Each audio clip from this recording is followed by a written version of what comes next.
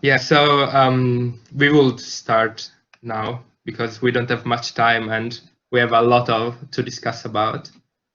Exactly. So, first of all, welcome to everyone, and thank you for joining us. We are really happy to have so many participants, and thank you also to Professor Philip Butka.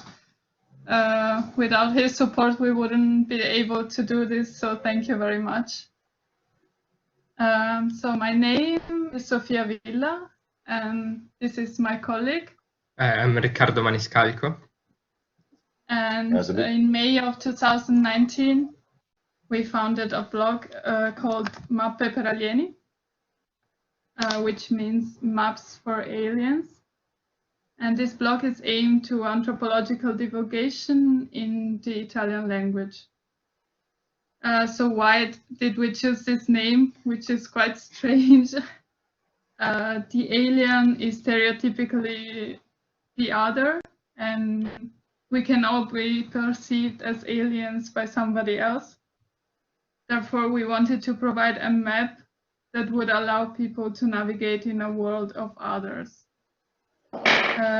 So we want to try to fill the gap between social and cultural anthropology in the academia and how it is perceived outside of it. We publish articles and different types of content on our blog, but we also engage on social media platforms such as Facebook and Instagram, and we had a podcast for a short time. And yeah, my colleague will now explain what we will be doing during this session. Sounds so serious, colleague. Yeah, so like what we want to do today. So we have practically gathered together some other people that have engaged in similar projects as we did. So most of those projects are attempting to convey anthropology to a wider audience, and most of them are using what may be called new media. We know new media is not really kind of fitting term, but like the basic idea is that all of them kind of engage with internet, which if you think about it, how it has been brought to the public is quite new for the humankind, of course, not for the people of individuals.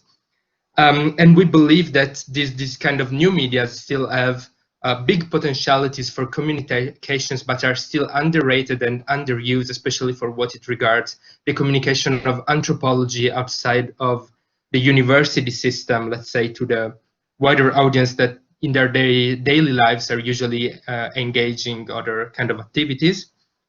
So basically, our whole session is going to be a main discussion about anthropology, trying to deal with questions like what can anthropology bring to a wider audience?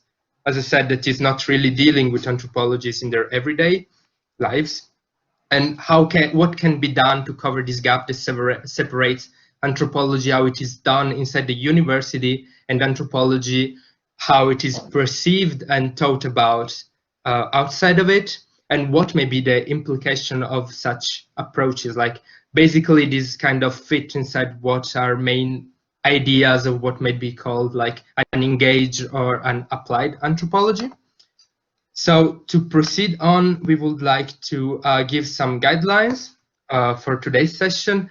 As we already said to the participants, the whole session is going to focus mainly about the core discussion, which we have divided in two parts. So the first part is going to deal mainly with what should we as anthropologists try to convey to a wider audience? What do we want as anthropologists that people know about anthropology, and what phase of anthropology we want to convey?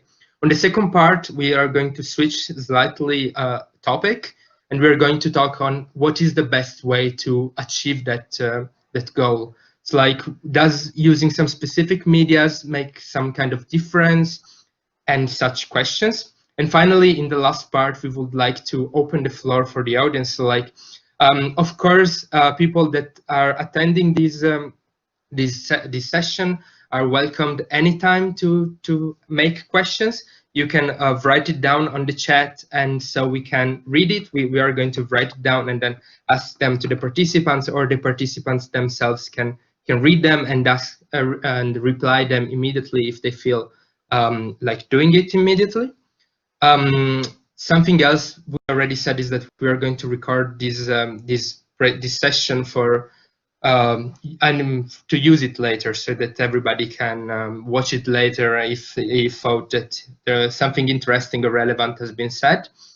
And one last thing we would like to ask the participant is, like, since we are many people that are going to engage in discussion today, we would like you to raise your hands before starting speaking, because we would like to avoid like some chaotic situations, and also that you know, I think it's kind of polite for the netiquette of generally using this kind of platforms like Zoom or Collaborate. Moving on, as I said, we are going to. Okay, sorry, I'm having trouble finding the right slides. Okay, so moving on, I think it's time to give the word to our participants. So we talked about that the best thing we could do to present yourself is to let you talk about your project. So we just prepared 3 very short questions that may help you to present your project to the others, especially some information that might be relevant for everybody joining in this discussion, that are: why did you start this project? Why did you choose this specific platform you're using? And if there are some other similar project in your native languages, and if you did establish any kind of network. So we would like to give the world, so we make kind of alphabetical order, just because we can't go around, we are not physical here. So we would like to start with Max, that will talk us about apropos anthropo. And I think the floor is yours for now. Yeah, thank you. I hope my connection is better than shown in the graph. Yeah, we started the project in 2018. Why this specific platform is kind of a hard question. We thought the podcast is probably a pretty experimental media you could use to express what anthropology does. Like a living thing, like living media, instead of, I don't know, probably a text, which can be pretty, yeah, pretty. So yes, not so far. Like, we're not aware of any, but I think that's a lie, because sometimes these students' projects are pretty small, so it's hard to find a community, or to see if someone else does probably an anthropology podcast. I'm not quite sure. I think there will be other anthropology podcasts in Germany. So yeah, that's about it. Okay, thank you very much for this introduction. Yeah, we would like just to say, please don't scroll through the slides, because otherwise they are going to change for everybody. Yeah, so thank you very much, Max, and I think we can now leave the word to Francesco and yes, Anthropoche, its project. Hi, I'm a podcast as well, so that's really interesting.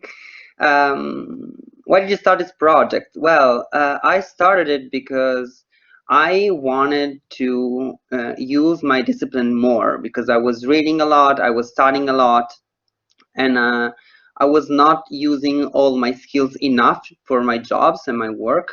So I decided that I wanted to create another place where I can be more creative, when I can explore some different topics to research, but also to talk to people, to show how this discipline can actually be that interesting for everybody, and not only for scholars, for example. The idea why this specific platform? Well, because I think for me it was the cheapest one, because in terms of technology that I need to use to create a good divulgative project. So, for example, if I wanted to create a YouTube channel, I would probably need also a good camera, a good lighting. So that would be too challenging for me, and I did not have the skills enough to create this entire thing, this entire studio, basically. So that's why I decided to create a podcast, because I just had to buy a good microphone, and then I can record everything within my pajamas. So that would be great for me. And also because also based on my skill, because I think that I'm better in presenting things orally than with my paper. So that's also another good reason. As an anthropology, I think it's really good to know what's your skills and where do you shine the most, if with paper or presentation, for example. There's another project like this in my language, yes. I think that I'm not sure still, because my project started in 2018, September 2018. So I will start the third season of my podcast tomorrow, because it came out every Wednesday. But I'm not sure still at this point if I'm the first one. Probably not, but definitely I'm the biggest one in Italy.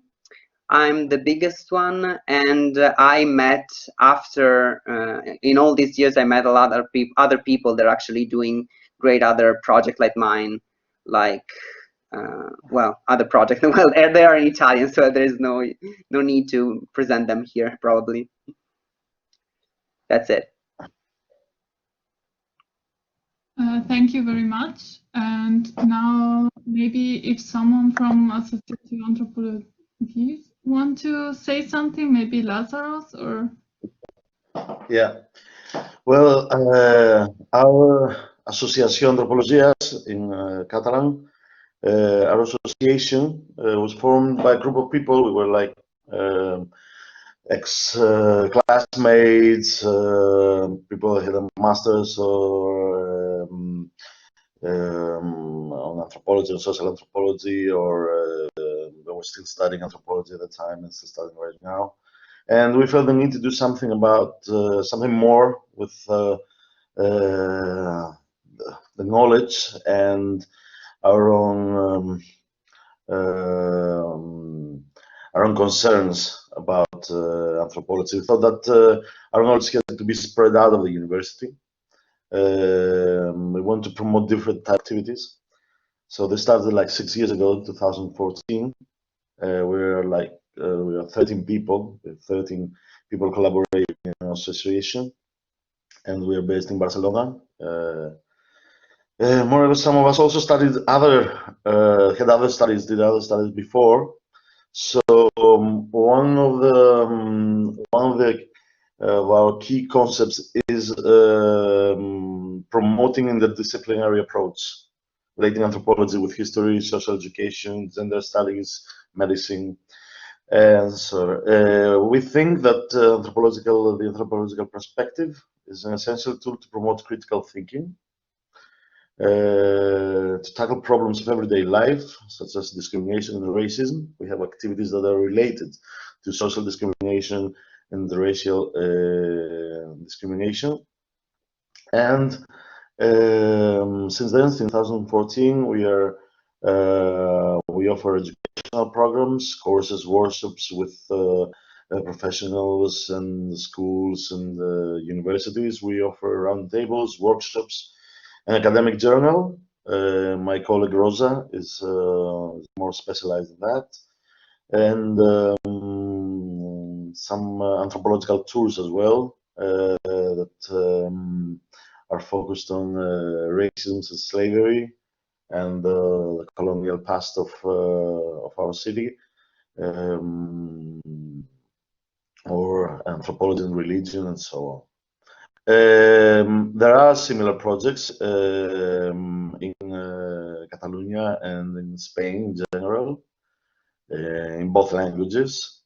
and we have established networks with these entities and other entities as well that I told you before. For us, it's quite essential to have a interdisciplinary approach, and the interdisciplinary collaboration is something essential.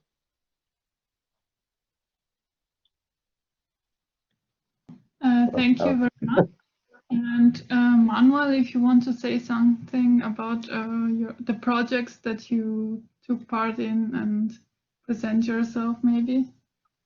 Me.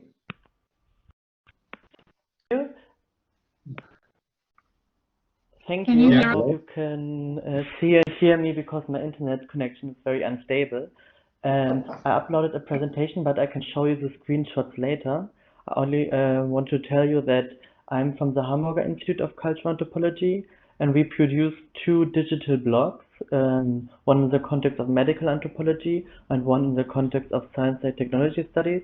And we did it because we felt the need to use the instruments of digital storytelling and digital writing, and of course visual anthropology, to represent the generated knowledge appropriately. And because the blogs are for free, of course, and there were similar projects in our discipline in Germany, but we didn't establish any network. And I think formats like blog or podcast are experiencing a revival in times of lockdown, because at the University of Hamburg there sometimes are required as study achievements nowadays. So maybe we can talk about it later, and I will show you some screenshots of the 2 blogs. Okay. Thank you so much. And now we also have Philip, if you want to say something, introduce yourself. Yeah, but like generally, also we were like kind of interested in this project. We have heard about inside the University of Vienna, which is the Teilnehmende Medienbeobachtung, that we think kind of match with our interest today. But also, like generally speaking, you're an anthropologist focused on internet, and you have researched on blogs, as far as I know. So we would like also to hear more during our discussion about your experiences on those fields. But we'll leave now the word to you and let you present yourself. Okay, thank you very much. Do you hear me? Yeah. Okay, so thank you very much for inviting me to participate in this round table or group discussion. So my name is Philipp Butker, and as Ricardo already told you, I've been working on digital media technologies for quite some time now. I'm currently a lecturer at the Department of Social and Cultural Anthropology at the Vienna University, and in the MA program Visual and Media Anthropology at the Free University Berlin, which now has moved to another higher education institution. So you want me to talk a little bit about what in German is called Teilnehmende Medienbeobachtung, or maybe translated to English something like participant media observation. The idea of this project was a couple of people at the Department of Social and Cultural Anthropology in Vienna. A couple of people met in probably around 2008, 2009, to figure out ways to kind of criticize media discourse, stereotypical portrayal, presentation of minority groups, religious groups, cultural specifics, events or practices, and connected disinformation, misinformation in the mainstream media. And so we thought that we set up our own platform that is a blog, a collaborative blog, where we basically decided on a specific topic that has been presented by journalists in mass media, newspapers, online media, television, and we set up kind of a response and send these responses to the journalists, to the authors of these maybe difficult texts or programs or whatever. And at the same time, not only contacting the journalists, trying to kind of get into journalistic discourse and make journalists and media makers and producers think about their own perception and representation of, for instance, migrant groups or refugees. At the same time, we also put these texts that we conceived and created on our collaborative blog for others to look at. So some of our blog entries got published as a kind of response. I don't know, I think I don't remember the English term. It's basically like, reader's voice, something like that, where you kind of react to something journalists have been producing. So this is basically what we have been doing. At the moment, it's a little bit silent at the collaborative blog. A lot of people have gone different directions.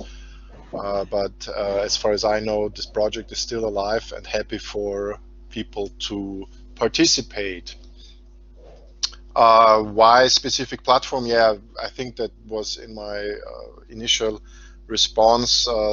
We decided to do a collaborative blog where we kind of set up texts or publish texts that we conceived and created in collaboration by sending back and forth simple Word documents and then uploading the final product to the blog.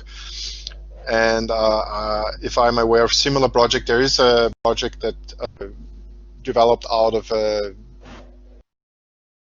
I guess, at the Department of Communication at the University of Vienna, but they do quite a similar thing. They kind of more of a watchdog. We not only tell people this is something you should not do or should not write in media, or we just we not simply tell journalists to kind of use different ways, but we also exemplify how we as anthropologists think that, for instance, there's a famous term that has a long history, particularly in German-speaking anthropology, Kulturkreis, or cultural circles, which is very much used in discussions about, intercultural interaction, dialogue, and so on. So we would not only say that this very term or the very idea of cultural circles is wrong at the moment, and according to more recent empirical evidence, but we would also argue why, and we would show how this term developed and why it is problematic at the moment. So that's basically what we have been doing. At the moment, it's a little bit silent, and yeah, that's on the other hand, I've been doing other stuff in my own research with indigenous communities in Canada, and have also been using different kinds of platforms to open my research to my research partners, particularly Moodle, which is an e-learning system, the very same that we are using right now. Okay, that's from my side. Thank you very much. And there is also Rosa. Maybe do you want to say to introduce yourself shortly? Can you hear me? Yes, sure. Well, I'm just Stefanos Lazaros' colleague from Association Anthropologies. He mainly presented the association, so I think it's pretty clear. He mentioned me because of the journal, because I'm one of the persons in charge, just because it's one example of these activities that we do in the association, because as he said, one of our aims is to build this bridge between academia and the world outside academia somehow. So with the journal, we want to do that. So we combine academic articles with some publications about activities that we do in the association, or other type of writings that are more divulgative, for saying it in a way. But it's mainly what he explained before. Thank you so much. Okay, so now we can move on to the discussion. So how we organized it is we have some questions that we have for you, and we would like for you to intervene and answer this question and maybe exchange some thoughts with each other and with us as well, of course.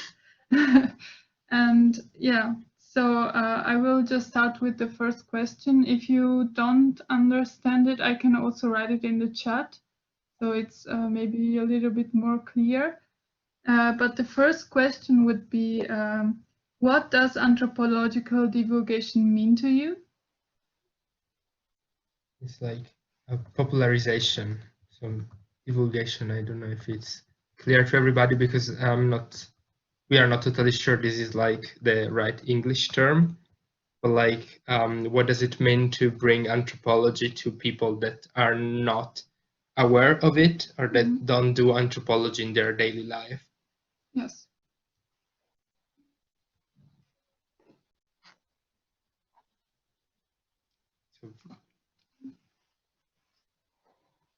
So we're just quitting the presentation so that we can see everybody on face to face. Yeah, I think it's better. Yeah. So with divulgation, as Ricardo said, we interpret it as taking anthropology outside of the academia. Would you agree with that? Do you have another interpretation of the term? Or yeah, what are your ideas? Okay, yes. So Rosa, if you want to take the word. Sorry.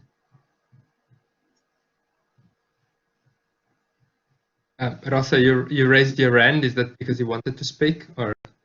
Oh yes, sorry. I started to speak, but my microphone was. So can you hear me now? Yes. Yeah. Okay, sorry. So as I was starting to say, for us, anthropological divulgation is one of our aims in our association, and in fact, it's one of the reasons why we created the association, because we were a group. The association, because we were a group of people that we were in the same class of a master's of anthropology, and we always had a lot of debates outside classes. So we were like, we had a great class on debates, but then we went out for a beer and we were like discussing until very late. So we realized that all the other debates that we were having in class were debates that other people could have, and not only us as anthropology and as students of anthropology, you know. And we realized that they were debates that we could have with other people and that we could spread, and also like taking part from like taking from the point of view of anthropological perspective, right? So we realized that this is what we wanted to do, and we wanted to do something with that and spreading it, no? And because we think that anthropology brings us another way of looking things, another way of analyzing what happens in our everyday lives.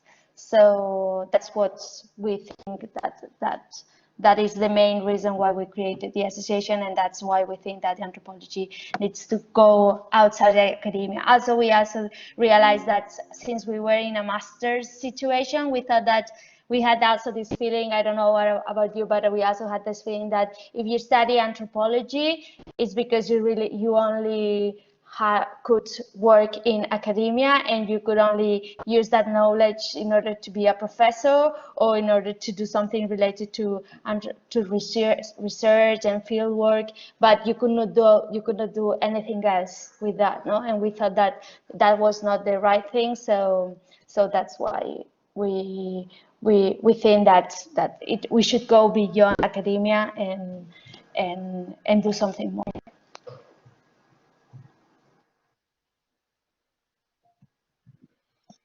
Francesco? Yeah, I totally agree with what you just said, like that the anthropologist has a role and he has to fit that role. And I think it's really irritating to hear about that, because we can do way more than that. We can use these tools that we have, this particular and specific discipline, to do way more things than just like study in academia. And I think it's very noble of you that you try to create this bridge between the academia and the outside world. Because I also try to do the same thing in Italy, but I think that it's really, really challenging here, really challenging. So I'm basically trying to do my thing. Well, my project is not built thinking about the academia. It's just like a project based on my own experience, my own knowledge, my own skills, and that's it. I study abroad. I studied in Holland. So when I came here, I didn't have contact, and I tried to build this bridge, but it was really difficult for me. Even if I find a lot of really great anthropology here, and all of my colleagues are anthropologists, and they're always trying to suggest me the best professor to talk about this project or to talk about these other projects, but it's always end up in a dead end. So that's for me is one thing that I really wanted to highlight during this conversation, because I think it's really problematic here in Italy. Try to build this bridge. Sorry, what was the question again? Because I want to say something about that as well. What does anthropological? Yeah, I remember. Yeah, I think that also the really important thing about the anthropology, try to be as divulgative as possible, as communicative as possible, is to try to use the right language, like try to find the right balance between what you can say really professionally enough to show how effective anthropology can be, but also to dial it down a little bit, just enough to make other people that are not scholars to understand everything, and realize also how useful this discipline can be in different topics. For example, I'm specialized in gender and sexuality. So for me, it's really important to try to make people realize that our discipline, now that the debate is purely cultural, that the anthropology can actually take a really important role in the debate, because we're talking about culture again. So that's why anthropology should actually be in front of the line and be there and take part of the debate, but in a really, really, I don't know how to say it, like in a gentle way. But yeah, he should be there. He should be there, and it should show how effective it can be. So that's what I wanted to do it on my podcast, and now recently, especially during quarantine, on Instagram. And I realized that that was really, really effective, and I had the right language, and I had the right way to say different things, and I can understand that my way to use anthropology to discuss about these specific topics is working. So that's why I wanted to continue to do these kind of things, because it's the right things to do. It's what I studied for so many years, this particular discipline. So even if it's difficult, because it is, because we're doing a conference about this, because we have a problem about communication. When we talk about anthropology, we are not the perfect communicator for sure. All the articles that Ricardo sent me they were talking about the fact that we have a problem to discuss outside of the academia. So let's bring this on table and remember this and try to find a way to fix this problem, because we have this problem. Yes, so I think it's important what you said, and I really agree with you. Yes, Philip? Yes. Do you hear me? Yes. I agree with a lot of the things that you've just said, but I do not agree to kind of build a dichotomy or dualism between academia and the outside world, as you called it. Academia is part of society, and as long as we think about that in a more kind of inclusive way, I think it becomes natural that academia has to communicate. And the second thing is that there are huge national differences. So while I don't know the case in Italy, but for instance in Norway, you're probably aware of Thomas Hyland Eriksen's book Engaging Anthropology, where he uses a lot of examples how he has been using mainstream newspapers, media. He has been invited in talk shows talking about all kinds of anthropology related, culture, society related issues. So in other countries, in other cultural contexts, anthropology has been heard, and anthropology found ways to be heard. Another book that I would really recommend is by Paul Stoller, called Adventures in Blogging. I don't know if you're aware of that one. So in this book basically is a collection of his blog posts that he published in several big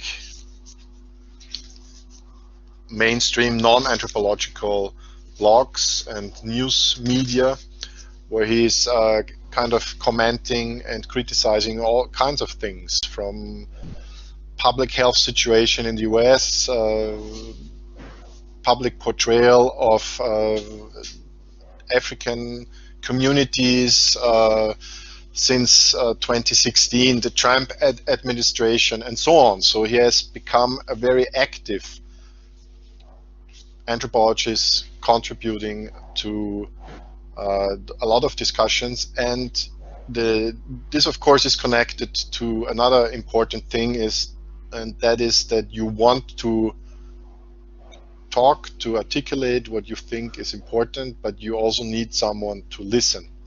So if your voice is not heard, then this is becoming very difficult. So I think there are different aspects, different perspectives on this matter. And concerning the Austrian case, I know that Austria is among the first or the leading countries in opening up research, but not necessarily in communicating research, but basically opening up in publishing open access articles, getting extra funding for publishing open access, and so on. So this is one thing. The other thing is, do people outside of academia, people not familiar with anthropological terminology, language, are actually interested in that? And then it's becoming more complicated or complex. So just a few comments from my side. Thanks. So yes, thank you. This is actually very interesting. We also took a quote from the book that you just mentioned from Eriksen. Maybe, yeah, this quote which says, but somehow anthropologists fail to get their message across. In nearly every country in the world, anthropologists are all but absent from media and from the intellectual discourse. Their sophisticated perspectives, complex analysis, and exciting field material remain unknown to all but the initiators.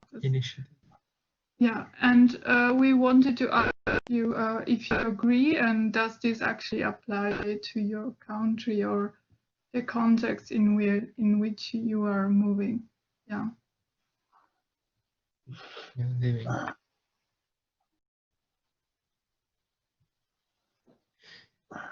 Yes, it was also especially to think about of what can be done. Like if we generally, well, you may agree or may not agree with what has been said from Erickson, but also it's kind of interesting to understand what are the next. So if this is kind of basis from where you start, then what are the steps that needs to be done?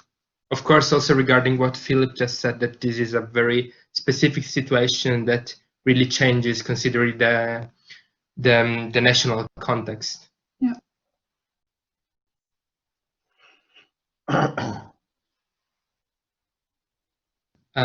Max, you would like to something? Yes. Oh no. Oh, okay, you removed it. Sorry. I'm.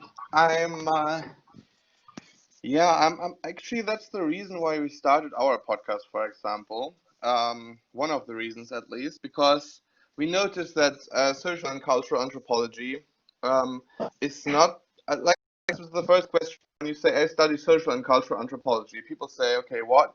And that's actually I know that's your from my podcast colleague that's actually your thing. Why you started too, so that's pretty funny that we have that in common. So I think that's one of the biggest challenges. But I must say for Germany, especially in Berlin, we have lots of projects that actually try to get the message across, the perspective of anthropology across. So, for example, we have the Encounter magazine, we have podcasts from the Social Research Center, Collaborative Research Center, Effective Societies. So actually, I would not, in general, I would say, okay, yeah, that's true. I think it's a hard business to get the message across, especially in science communication. But in Berlin, I think there's a pretty big field of, anthropologists trying to get the message across, their perspective. Like the project I just said. So. Yeah, but the question is why is that so hard sometimes? I think in anthropology the biggest thing that you learn is that you cannot generalize, that it's really hard. But I think that's sometimes the most easiest thing to say when you see, okay, what is easier to explain how, I don't know, how maybe, I don't know, the cell functions in the body or something. That's something you can explain more easily probably in science. But when you want to explain how, I don't know, emotions are related to places, or emotions are related to food or whatever, it's kind of hard to get the attention for an actually pretty interesting topic and hold it all the way. Because anthropologists, I have the feeling anthropologists do not want to decomplex their fields. Of course, totally understandable. But there's the question: do we just to explain better, or do people need to be more interested in our fields? So that's, I don't know, that's a question I ask myself every day, or not every day, probably not. I'm not that engaged, but I don't know, sometimes when we produce our podcast.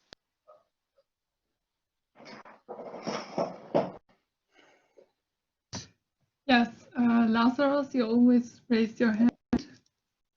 Yeah. Well, first of all, I would like to agree with Philip when saying that when he said that academia is part of society, but we're not trying to dichotomize academia and the rest of the world with our endeavors.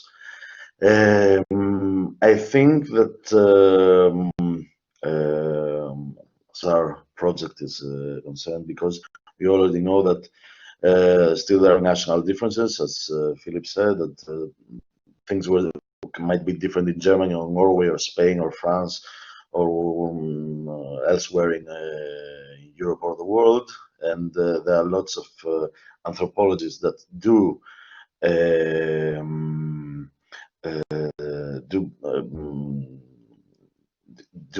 publicly, let's say, spread the anthropological world outside of the academia. But unfortunately,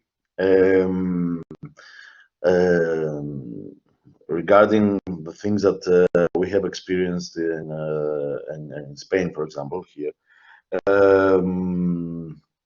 apart from individual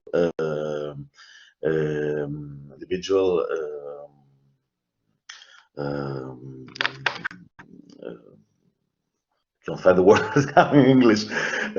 Apart from some individual, say, actions, let's say, mainly the anthropological perspective mainly stays inside the pond, and the things that is not blame the academia or something like this, but the things that it is necessary that people that have been trained, that have studied anthropology, that are familiar with the anthropological terms and the anthropological perception, to externalize this kind of knowledge with avoiding generalizations and connect with people that maybe they're not related to anthropology and they're not familiar to our knowledge or our ways, and the quite delicate point to find the ways, to find the right, let's say, channels of communication, being as interventions or participations in social movements or workshops or whatever, and try to find the way to channel these thoughts and perceptions and knowledge without, this is very important for us, at least for us, because we're talking about our project, not in a top-down approach, but in a horizontal approach, because we're living in totally in everyday changeable societies, and society is a living organism, and we are part of this organism, being as individuals or as groups of people. So it is very important, I think, to see interaction horizontally, see interaction as an interchange of ideas, and not only transmit knowledge, but to receive as well feedbacks of knowledge of people that are not related to anthropology. We're talking about an interchange, an interchange of ideas and knowledge. Thank you very much, Lazarus, for your contribution. Oh, there are so many people who want to talk. I'll give you right immediately the word.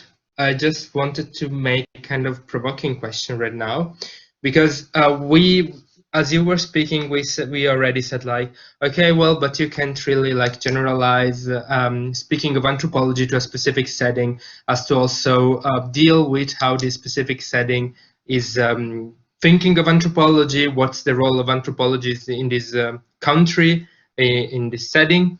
And we also said, yeah, you know, anthropologists kind of separate ponds sometimes. So I think that's what Lazarus said as a word at the beginning.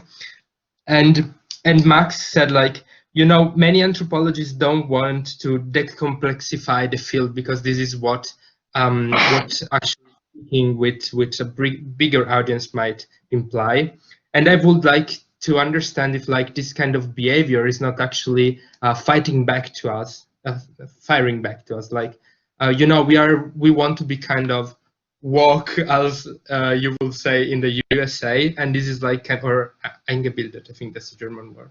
So like to a bit snob, like pretending to be, oh yeah, but you can't really say that, and this is like kind of a behavior that is actually fighting the people. It's like you are kind of aggressing them. It's like, yeah, I know your idea, but I think that mine are better, and this is kind of behavior that is not really creating a kind of contact.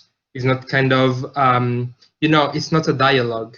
And if you really want to get to people to try of seeing the world a bit in a more kind of anthropological way, you have to go step by step.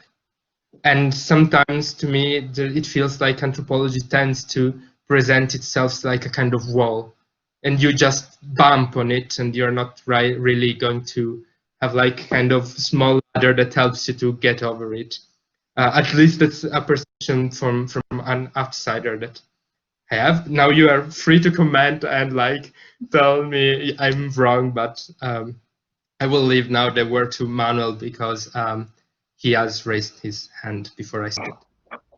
Thank you. I just wanted to add one dimension, and I think that one of the main problems may be the perception of the definition of science, or of the definition of aims from science, because I think the common sense is that science has to produce evidence, can be right or wrong, has to narrate one truth, there has to be a quantification, and there has to be one perspective. And anthropology is maybe the opposite of that. There is no wrong or right. There is not only one way of truth making. And I think the different disciplines, for example, economy and anthropology, are always in a competition, as you always mentioned, a competition of money and recognition. And I think, especially in public debate, I just wanted to add this question.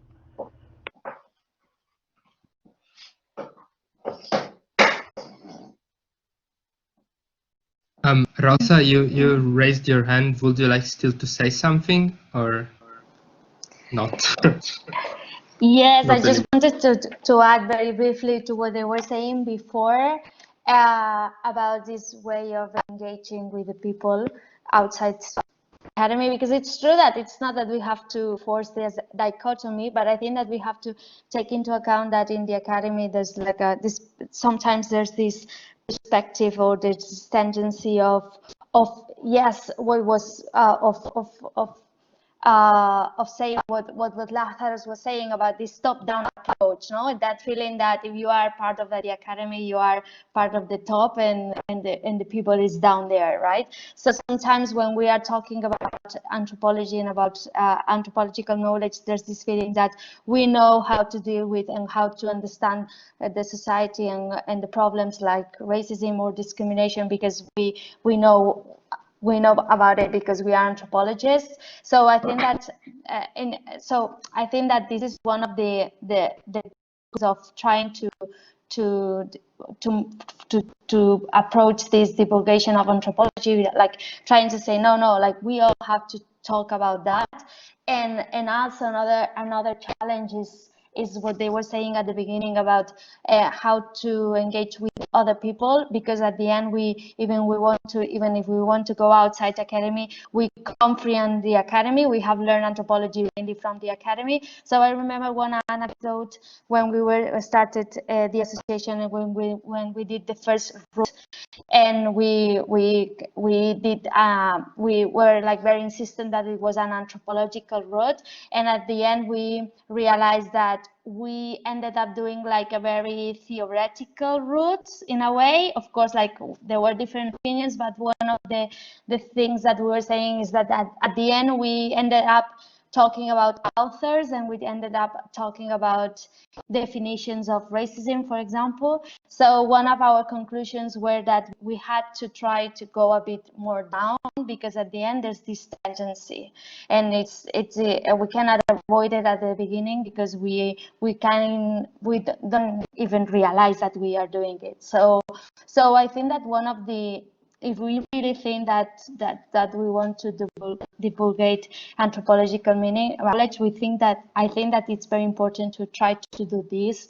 And in the activity, I don't know, I'm very curious about how do you the podcast and the other projects that you've represented, but for us this was a challenge, like not to talk about authors and not to talk about really theoretical concepts, but at the beginning presenting the activities as anthropological. And if we were doing a tour, it's not a touristic tour or a historical tour. It was very anthropological because it came from us as anthropologists, but in this way of putting down the concepts and making it attractive and making people wanting to ask later. They ask us for more references or books or things that we wrote and related to the topic, but that's something that we learned through the process, that it's not very easy, but it's kind of the main point.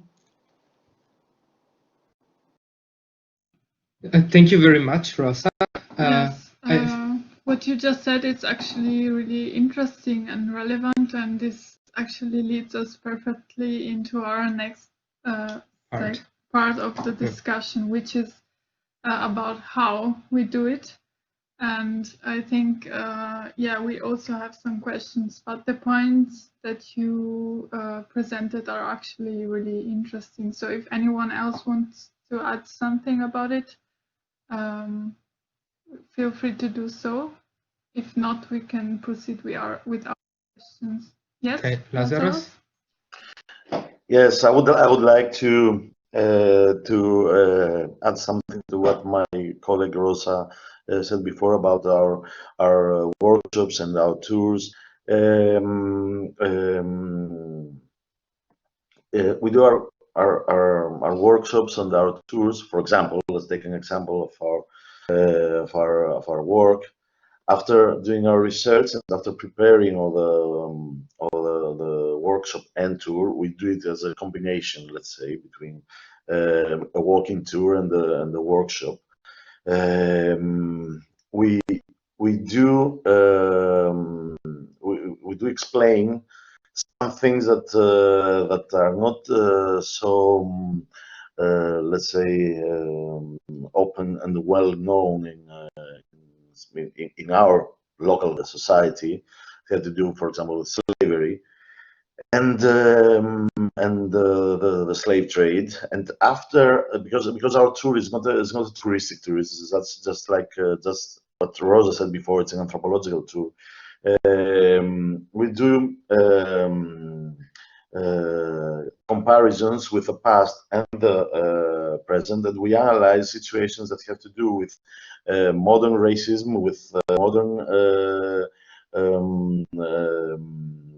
immigration, the modern slaves, let's say, and what happened 200 years before.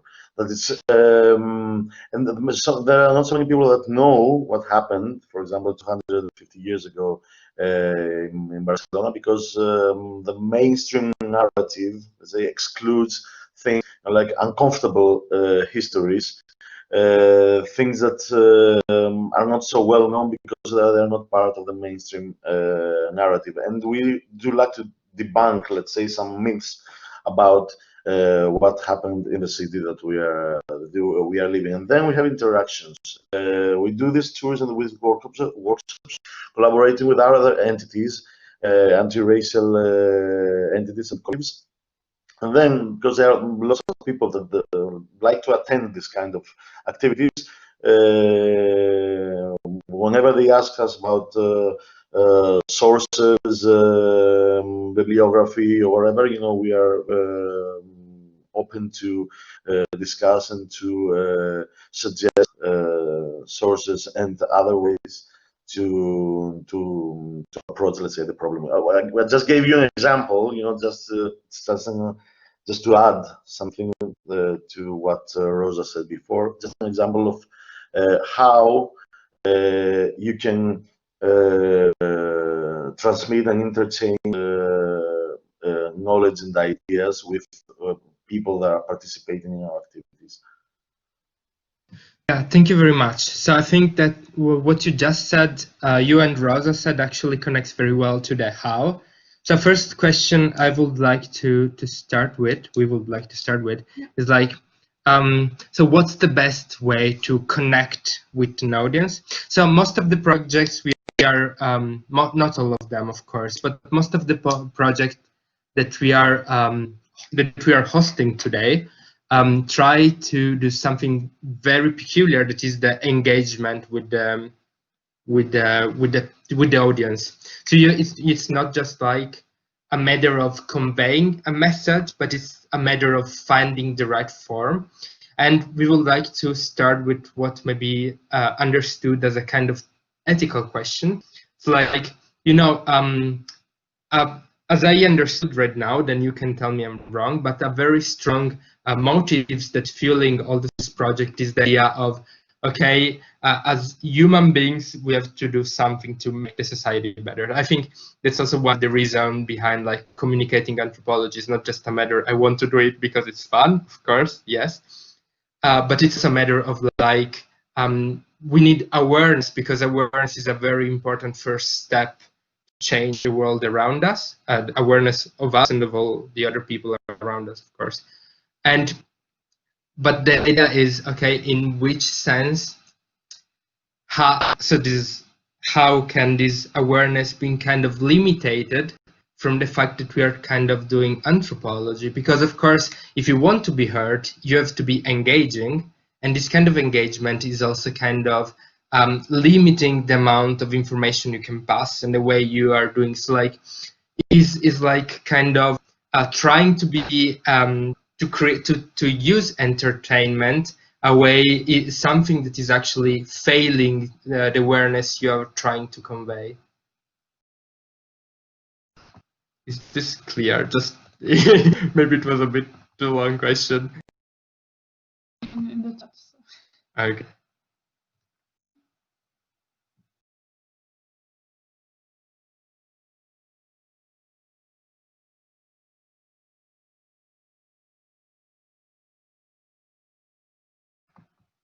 So I think what Ricardo meant is something that we have been thinking about since we founded our blog, since we started to publish it on it. And the question is, how do we make the content accessible, but also interesting and fun for the audience? So how do we engage with them? Yes, Maximilian?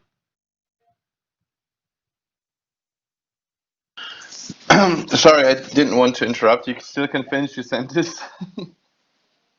No, I think you go. Yeah, you can go. All right. Okay, sorry. Yeah, that's a really interesting question, because I can't remember who. Sorry, sometimes the connection gets lost and I don't see who speaks at the moment. But someone said before that it's quite hard to start, for example, anything with come on, people, we're gonna explain to you what anthropology is in 2 or 3 sessions of theory. I think that's pretty hard, but we did it anyway with our podcast. But we tried to do it with pretty experimental. Like, for example, the second episode, we tried to make people understand how like the participant observer works, with a little audio tour through the metro in Berlin. So we say, okay, I'm now in the U-Bahn and I see the people, and actually, what people I notice is also part of my position, you know, where I come from, so, and how to interact with people. So we really try to make it very experimental. We don't see it as much as, okay, we know the right way, and we actually don't think there is a right way, because I don't know anything you know, about like the attention economy or something. It gets pretty ugly when you're gonna get there and see, okay, what do we do for clicks, how do we get the most likes. That's that's a problem, you know. You want to get your message across. You don't want to get limited by some AI which tells you, okay, come on, you don't have that much music in your podcast, so you're going to be listed at the lower bottom of the list or something. So we tried to do it very experimental. So we had the first episode just having a script, reading it through. We noticed that didn't work pretty well.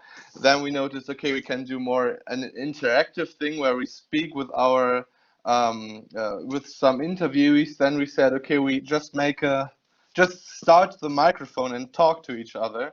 So I think there is no right way, pretty much. But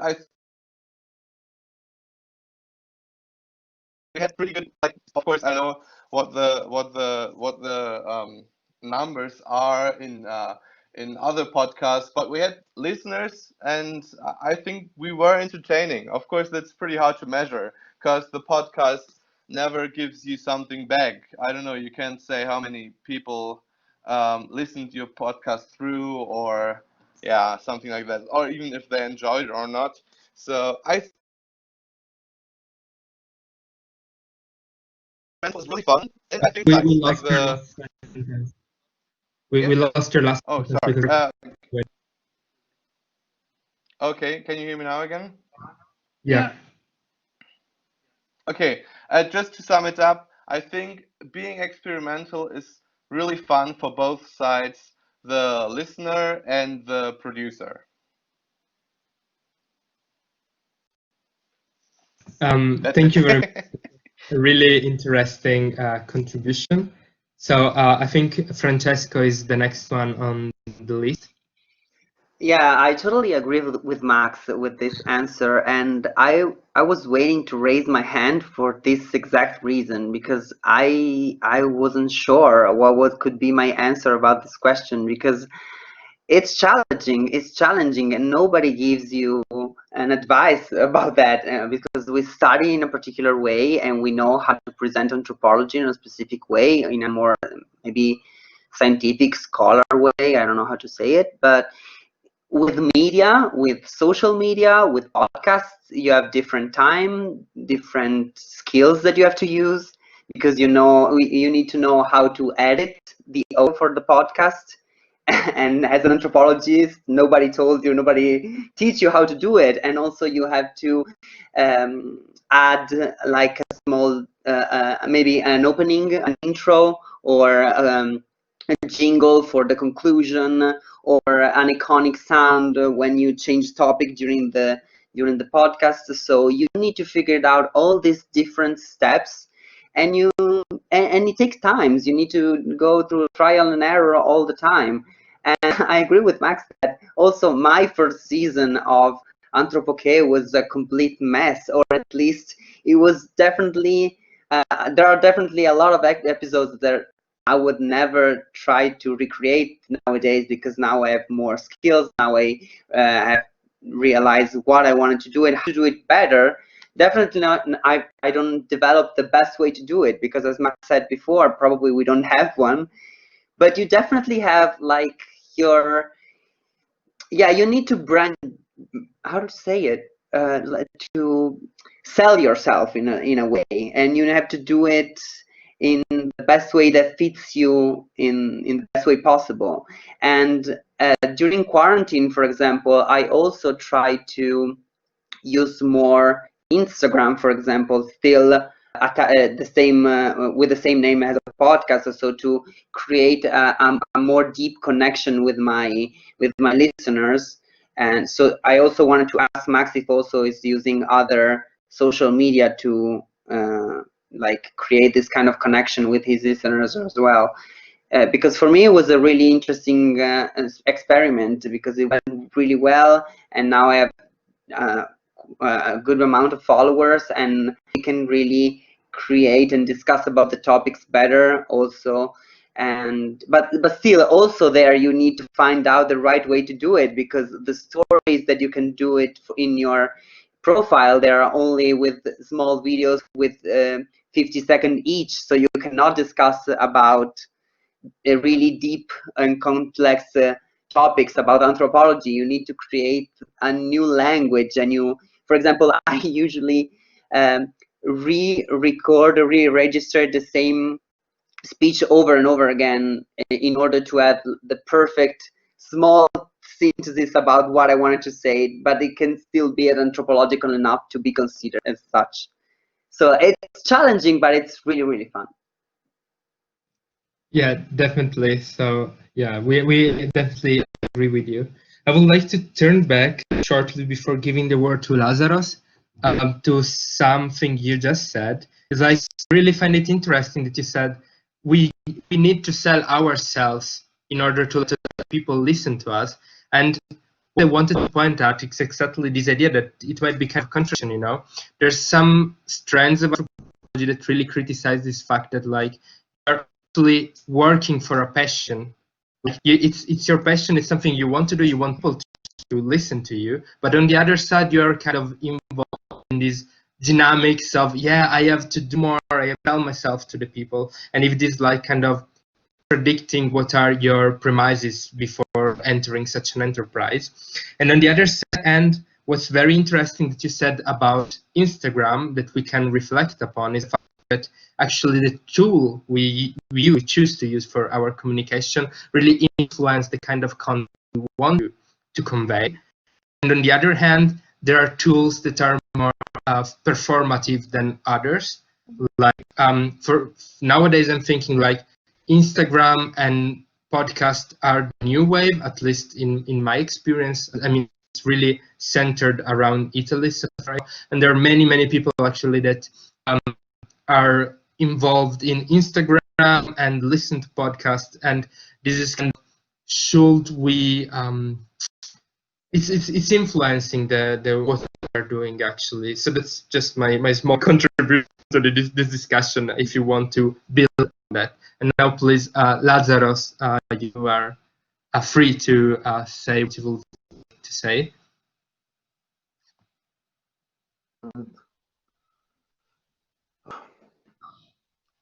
Can you hear me now? Yeah. Okay, because I had a problem with my micro. Yes, it's all about experimentation and humor and finding ways to communicate. And for us, it depends on the on what you do. Depends on the activity. For example, presenting a workshop or a seminary, it's quite different from a tour, from an anthropological tour. Obviously, in a workshop, you use more formal language or more anthropological terms, but we do visuals as well. We presenting PowerPoints and visuals in our workshops, and always trying to have this approach that I said before, the horizontal one, like having with people, not in a way to instruct people or to play, let's say the instructor or the wise one telling stories or something like this, but more expressing our knowledge and then starting to having a more colloquial kind of discussion. When we're doing tours, for example, the situation is quite different because you're out in the street. You have to explain things in a shorter time, in shorter terms of time. You cannot spend like 4 hours talking to people. You will just burn their heads, and you have to be more, let's say, more compact, more concise, and always connect the things that you say with things that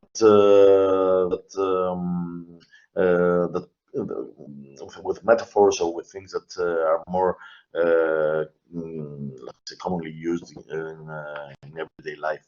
We do, for example, tours that have slavery, tours that have to do with culture and food, and tours that have to do with religion, and always you have to keep in mind that when you're telling a story, because doing a tour, for example, is like telling a story. You're a storyteller at the time. So it's not you're not going to be something like a professor in this moment, but more like a storyteller. So you have to, let's say, apply and apply the word and apply the let's say the manner of your let's say like how could say, like it would be like experimenting according to the situation, according to the time being. And on the other hand, we do like visual exhibitions of visual anthropology, for example, that like a night in the cinema. You know, it's like do exhibit visuals, short films or documentaries, and then the participants and the creators of the films participating in open conversation. Let's say that one of the ways, as far as our experience has shown us, is to have a more colloquial way of talking, and more humorous, actually, and more easygoing and relaxed way to express the perspective. Thank you very much. So, Francesco, if you want to say something, I just would like to ask you to be quick, because we are running out of time, and we would like to make a few more questions if we have the possibility. So just not as fast as possible. Rude, it's just because I want to just comment what you just mentioned before about the fact that maybe it could be considered as a problem to sell ourselves, and maybe tools like social media are not effective enough. I'm not sure if, and also I want to criticize this idea that we have to do it only because we are anthropologists, so this should be our duty in our life to do it for free, because Manuel at the beginning of our conference said that their blogs are, of course, they're free, but there's no, I mean, we are living in a society, or at least in Italy, because of course I'm fully aware that it's not like this everywhere, but that shouldn't be like this at all, or not all the, for all the cases, because if we're putting a lot of work in our project, so there should be paid for that. This should not be for a greater cause. We're putting our knowledge in this, and we're studying for that. And like other people, like engineers, they are paid if they are creating some amazing starship that can go to the moon or other way or other places. So I think that we should be thinking about this in this particular way. And also, like Lazarus presented 2 minutes ago, we can use different tools, and all the tools that we're using force us to present different things in different ways.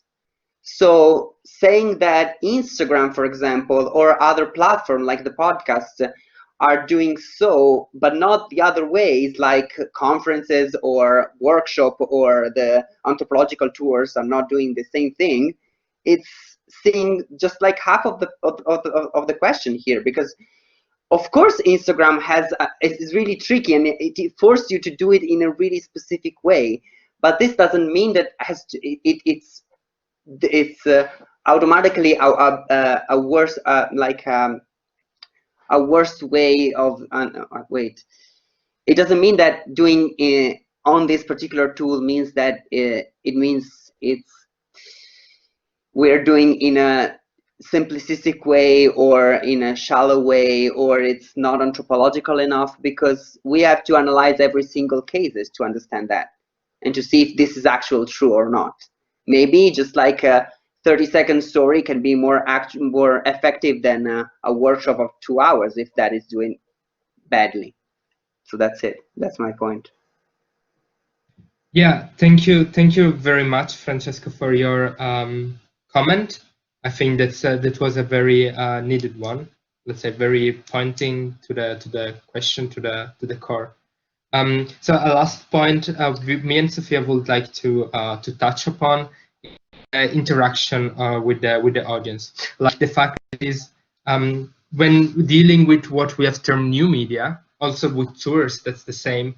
You have a stronger influence from the people you're talking to. It's not anymore like, I don't know, looking at television when you have just like your TV show going on and you're like kind of passive, but like when you do a post on Instagram or a blog, there are reviews, there are comments, there are likes, and sometimes what was something that happens. So we experienced it ourselves, like shit storms and so on. So like the fact is, how do this interaction with the audience change the way we talk? I think it's a really important question and very pointing to anthropological matters, because it's somehow restitution, and also the fact that you see that people are not some passive actors, but they're actually someone you engage with. They are subjects. They are not just your audience. So if you have some comments on that, they are really, really welcome.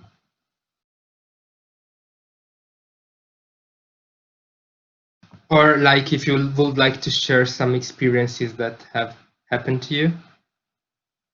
Because otherwise we can. Okay. Yes. Philip, please. Yes, of course, this is a very important aspect and has a lot to do, as you mentioned, Ricardo, with new digital media technologies, new ways of communicating, interacting, getting feedback, giving feedback, etc. So I think that, of course, like with all different ways of engaging with the public or with an audience, as you called it, you have to learn the required skills. So as we, for instance, in the project participant in media observation, for me it was completely new how to address and write to media makers, to journalists. Fortunately, we had one colleague who had a lot of experience in journalism, so she told us about the processes, the practices of how kind of letters to the editor, how they are treated, how these letters are received and then discussed within a small group and then maybe get published or not. And she always told us that even though our letters are not getting published in the newspaper or online media, for instance, they still contribute to discussion or discourse within the media outlet. So that was something that I was not really aware of, because I thought, okay, they will look at it and if it's interesting for them, maybe publish it or they throw it away. But she told us, no, they look at it really, and in her experience, this can spark or contribute to a discussion, and this might contribute to changing mindsets within journalism, how they or journalists, and how they treat specific topics that are, like the core. So to learn such skills and be aware of changing ways people are communicating and interacting, I think that's key in engaging with the public and what could be called public anthropology or public engagement of anthropology.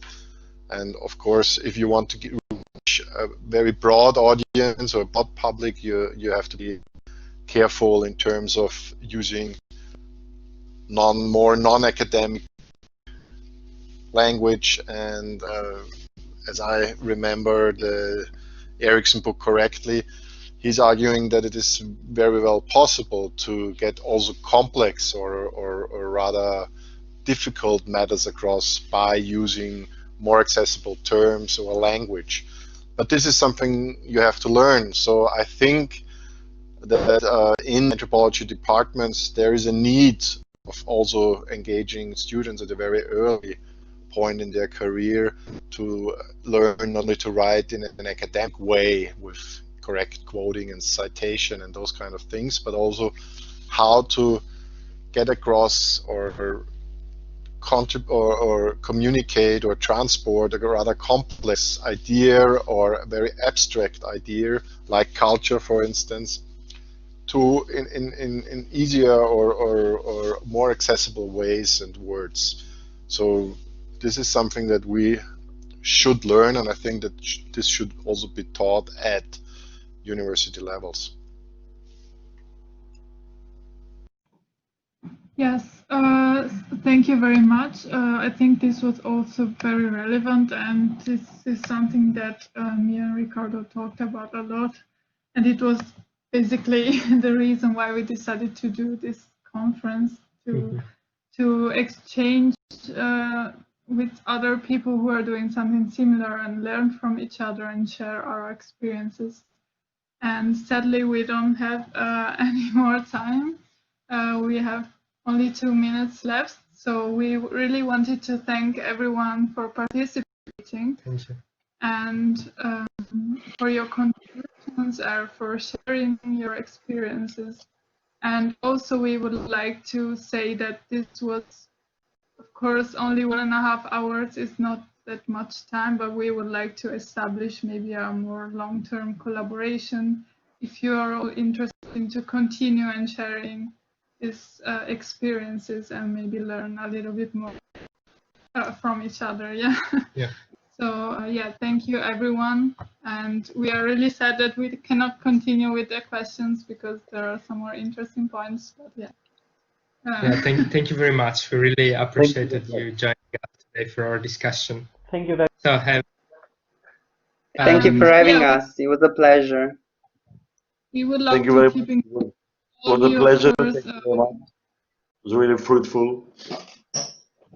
Thank you. That's very good to hear. Yes, it was.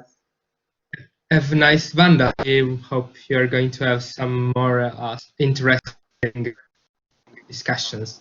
Yes. Yeah. See you the next days. See you around. Bye everyone.